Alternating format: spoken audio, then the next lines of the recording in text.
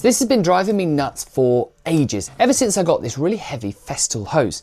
And with that, we're going to try another prototype. And I think it's going to be a really good one. So here it is. Very similar to the last one. I want to be careful with this. I want to cut it with the smallest possible kerf saw I've got.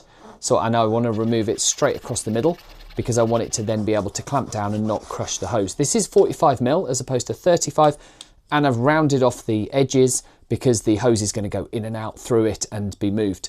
I also want it to pivot. I just want it to be able to move slightly so that it doesn't just stay static and get pulled like this. So I think I'm going to sink a dog into it like I did before, and then that will go into a dog hole on top of the mounting point. I'm hoping that's enough. But for this to work, I need it to be able to pivot and lock. And I think this is really clever. I'm just gluing the pieces back together so I can drill one hole through that will align in both pieces. So I can use this small dowel as a hinge. Now this would not have worked if I'd have drilled both pieces individually. Small workshop win right there. I've also made a lock and a fitted dog. Let me show you. Am I proud of this? Yeah. But basically, I've just put a little pin in here, pull the pin out. Now we need to make the most important part of something that I know is going to be useful for every small workshop. Cut some 35mm battens in 3/4 inch ply. I've also got a little sheet of 5mm ply. I've also cut a longer section of the 3/4 inch ply into, again, 35mm width, and I've glued two together.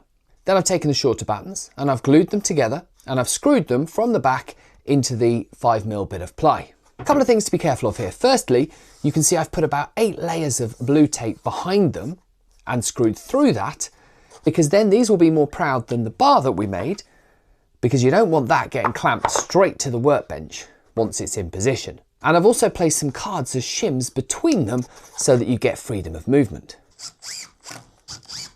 Now it's really difficult for me to actually show you the side of the workbench where I've attached this, but it's there. It's what's holding this in place. Then this can sit on top.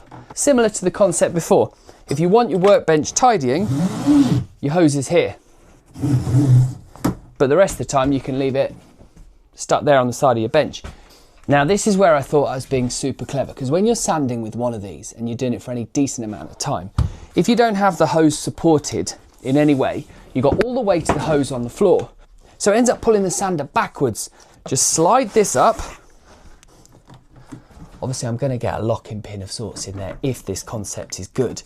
With the right friction at the top here, you can suddenly have this hose and all of its weight supported up here, and then all you've got to do is your sanding. Suddenly life becomes a little bit easier.